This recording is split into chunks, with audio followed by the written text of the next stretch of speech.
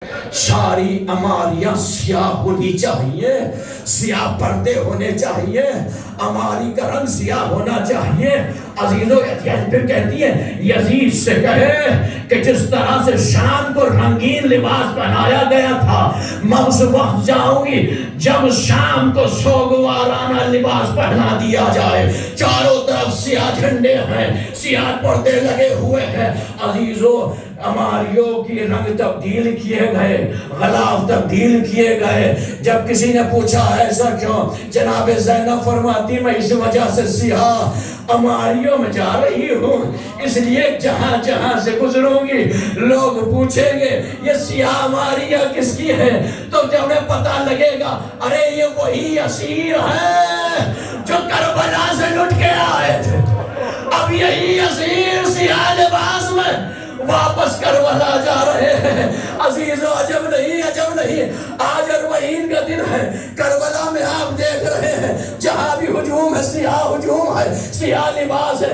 عجب نہیں زینب دعائیں دیتی ہوگی ارے کل تو خدا تمہیں سلامت رکھے، کل میری عماریاں سیاہ تھی، آج تمہارے سیاہ لباس ہے، کیوں؟ تاکہ کوئی بھی پوچھے تو کوئی یہی کہے گا یہ حسین کے عزادار ہیں، یہ حسین کے غمخوار ہیں۔ عزیز و سیاہ عماریاں تیار ہوئی۔ اب وہ منزل تھی زینب نے ایک بی بی کو سوار کرایا، 1 سال کے بعد یہ رخصت ہو رہی ہے، سوار کرایا، ایک ہجوم ہے، عورتوں کا بیویاں رو رہی ہے۔ اب یہی شام کی عورتیں جو پتھر مار رہی تھی یہ زینب سے معافی مانگ رہی ہے، یہ زینب سے کہہ رہی ہے بی بی ہمیں معاف کر دینا، ہمیں بھولنا نہیں، ہمیں دعاؤں میں یاد رکھنا۔ عزیزوں منزل آتی ہے، زینب نے لیلا کو سوار کرایا، زینب نے ام فروا کو سوار کرایا، زینب نے ام فضہ کو سوار کرایا۔ جب سب کو سوار کرا لیا تو کیا دیکھتے ہیں، سید سجاد سے فرماتی ہے میرے لال تیری رباب دکھائی نہیں دیتی، تیری اماں رباب کدھر ہے؟ عزیزو سید سجاد نے چاروں طرف دیکھا، اماں رباب کو نہ پایا، کہا پھوپھی اماں آؤ چلو قید خانے میں چلے، پھوپھی اماں میری اماں یہاں نہیں ملتی، آگے آگے سید سجاد، پیچھے پیچھے جناب زینب، راج ردا ہے، کل ہاتھ بندھے ہوئے تھے۔ عزیزان گرامی تصور کرو، آگے آگے سید سجاد ہے، پیچھے پیچھے زینب ہے۔ جیسے ہی قید خانے میں قدم رکھا کیا دیکھا کہ جیسے ایک چادر ننھی سی قبر میں پڑی ہوئی ہو۔ کیوں؟ اس لیے کہ 1 سال کی بھوک اور پیاس کے بعد، گودی اجڑنے کے بعد، ارے سہاگ اجڑنے کے بعد رباب اتنی ضعیف ہو گئی تھی کہ ایسا لگتا تھا جیسے کوئی انسان نہیں بلکہ گردا پڑی ہوئی ہو۔ سید سجاد نے کہا پھوپھی اماں، عزیز آپ جو زینب نے دیکھا بے ساختہ چیخیں مار کے رونا شروع کیا، آؤ بھابھی آؤ، آپ نہ چلیں گی۔ ایک جملہ کہا، عزیزو دعا کرتا ہوں کہ اپنے کلام کو رو کے پالنے والے تمام محب اہل بیت کی گودیوں کو آباد رکھنا، اسی رباب کے صدقے میں، اسی سکینہ کے صدقے میں۔ جو ابھی تک بے اولاد ہیں انہیں اولاد نرینہ عطا فرما، جو صاحب اولاد ہیں ان کی اولاد کو نیک اور صالح بنا، بچوں کو اپنے ماں باپ کی گودیوں میں زندہ سلامت رکھنا، ماں باپ کو اپنے بچوں کی بہترین تربیت کرنے کی توفیق عطا فرمانا۔ عزیزو جو رباب نے جملہ کہا نا، سید سجاد بے چین ہو گئے، سید سجاد تڑپ گئے، جناب زینب بے ساختہ چیخ مار کے رونے لگی۔ کہا تو اے بھابھی آؤ چلو کربلا چل رہے ہیں، مدینے چل رہے ہیں۔ ایک جملہ کہا اے بی بی مجھے یہ بتائیے میرا مدینے میں کیا رہ گیا ہے؟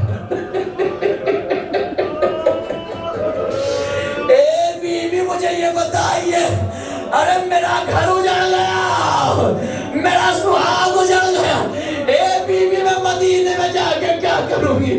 عزیزو اکثر یہ ماؤں کی صفت ہوتی ہے، بچے کو تنہا نہیں رہنے دیتی، بچے کو اکیلا نہیں سونے دیتی۔ کہیں آپ نے دیکھا ہے کوئی ماں بچے کو اندھیرے میں چھوڑ دے، ارے تنہا چھوڑ دے؟ تڑپ کے کہا اے بے شہزادی میری سکینہ اندھیرے سے ڈرتی تھی، میری سکینہ تنہائی سے ڈرتی تھی۔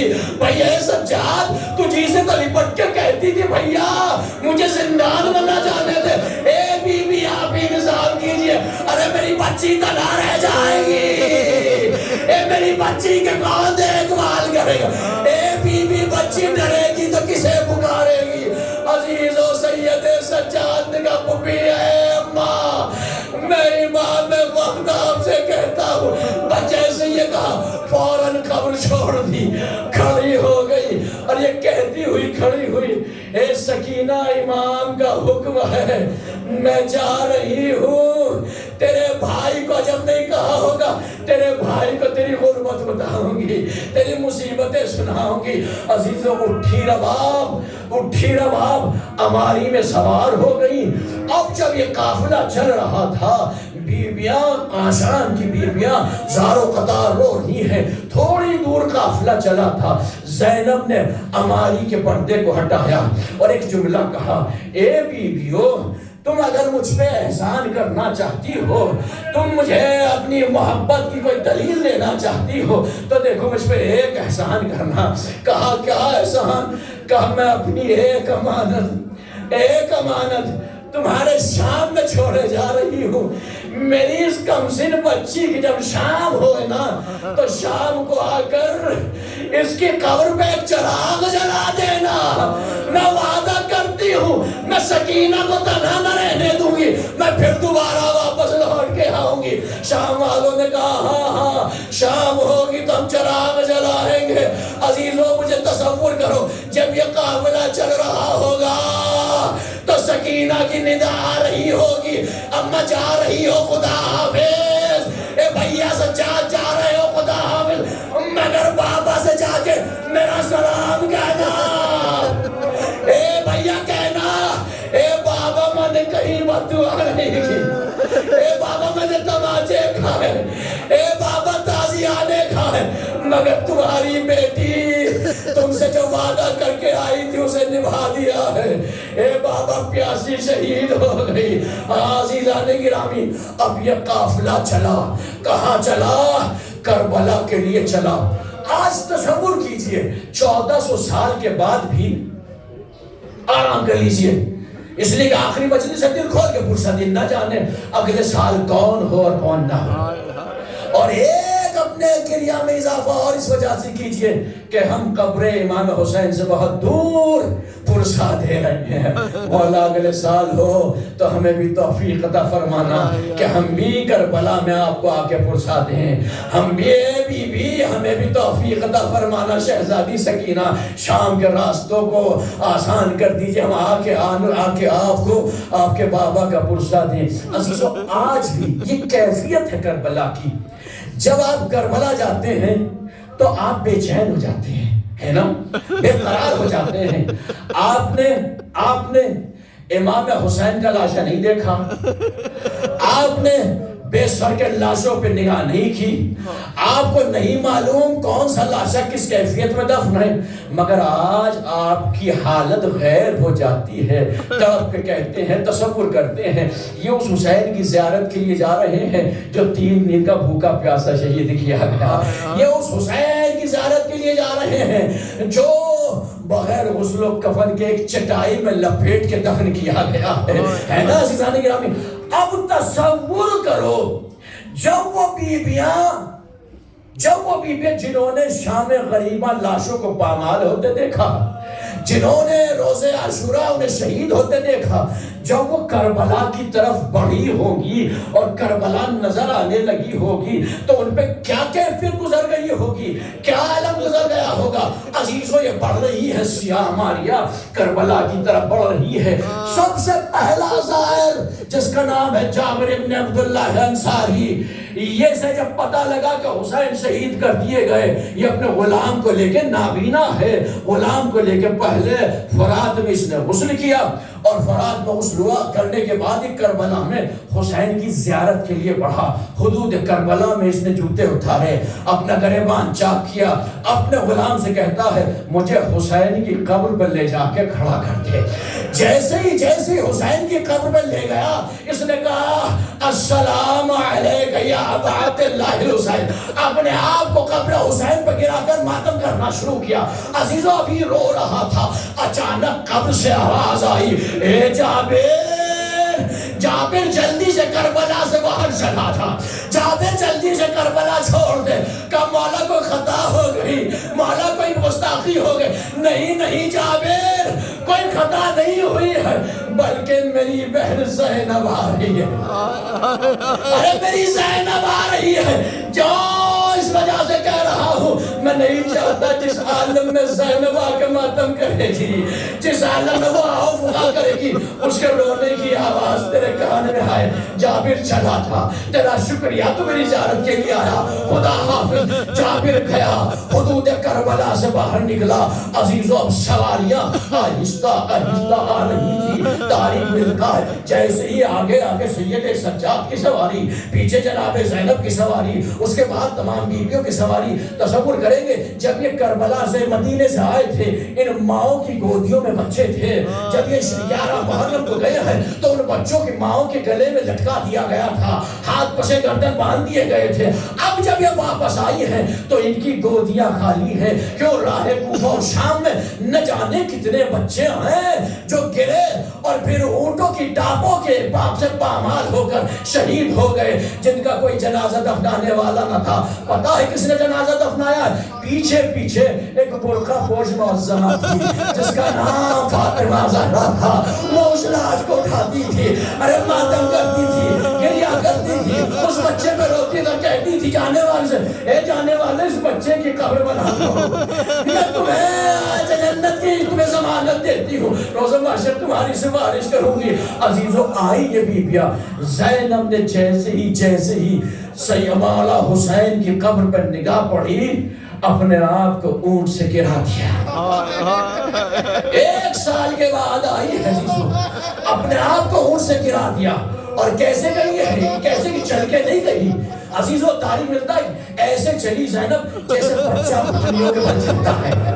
اور چلنے کے بعد اپنے آپ کو جب نظر آئی تعلیم پہ گرا کے کہتی ہے بھیا زینب زندہ آ گئی. اے بھیا وہ کون سا ستم ہے جو زینب پر نہیں ہوا.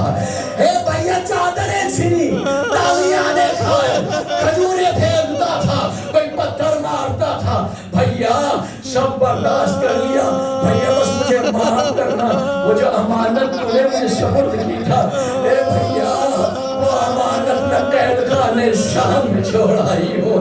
عزیزان گرامی, ہر بیوی اپنے وارث کی قبر پہ جانے کے بعد ماتم کر رہی ہے, پروگرام بنتا ہے. اور کچھ لمحے کے بعد زینب کہتی ہے اے سید سجاد میرے عباس کی قبر کہاں ہے, میرے عباس کی قبر کہاں ہے. زینب نے مولا حسین کی قبر میں پہنچنے کے بعد سارے مسائب بیان نہیں کیے, ساری مصیبتیں بیان نہیں کی. عزیزو کچھ مصیبت بیان کی کیونکہ جانتی ہے میرا بھائی غریب ہے, جتنی مصیبتیں اتنے دیکھی ہے اس نے کسی نے نہیں دیکھی. عزیزو کہتی میرا عباس کی قبر کہاں ہے, آؤ پھپھی اماں چچا ادھر فرات کے قریب وہ چچا کی قبر ہے, میرے لال مجھے لے کے چل. عزیزو ہاتھ پکڑا, آہستہ قدموں سے چلی, جیسی سامنے قبر نظر آئی گر گئی. اب گھٹنیوں کے بل چلنا شروع کیا. کہا پھپھی اماں آئیے بسم اللہ, اب چلا نہیں جا رہا. پھپھی اماں خیریت تو ہے, میرے لال یہ بتا یہ عباس کی قبر ہے یا کسی بچے کی قبر ہے؟ پھپھی اماں یہ چچا کی قبر ہے. تڑپ کے کہتی ہے میرا عباس تو بلند قد تھا.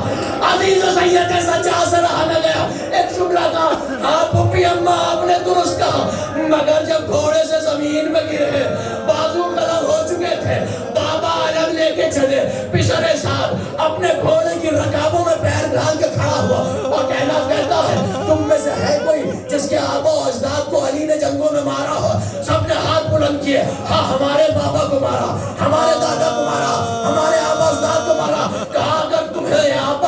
علی آ جائیں تو تم انتقام لینا چاہو گے؟ سب نے کہا ہاں ہم اپنے بزرگوں کا انتقام لیں گے. کہا اس کے بعد بشر صاحب نے اس لاشے کی طرف اشارہ کیا جو چچا عباس کا لاشا تھا. تڑپ کے کہا کہ دیکھو یہ بہو بہو علی کی صورت ہے, علی کی شجاعت ہے. بس یہ سننا تھا کہ پپی ابا کسی کو کسی کا خوف نہ تھا. سمجھ چکے تھے کہ اب حسین تنہا رہ گئے ہیں. کسی نے تلوار ماری, کسی نے نیزہ مارا. میرا چاچا کا لاشا ٹکڑوں ٹکڑوں میں تقسیم ہو گیا. اما جب میں دفن کرنے کے لیے آیا تو ایک چٹائی تھی, ایک ننھا سا لاشا تھا. ہاں عزیزان گرامی, وہ منزل آتی ہے 3 دن تک کربلا میں رہی, 3 دن تک کربلا میں رہی, ماتم کیا. اب مدینے کا رخ ہے. خدا آپ کو سلامت رکھے, کوئی مصیبت نہ دے, کوئی غم نہ دے سوائے غم حسین کے. مولا آئندہ سال اس سے زیادہ معرفت کے ساتھ ہمیں ماتم کرنے کی توفیق عطا فرمانا. ہمیں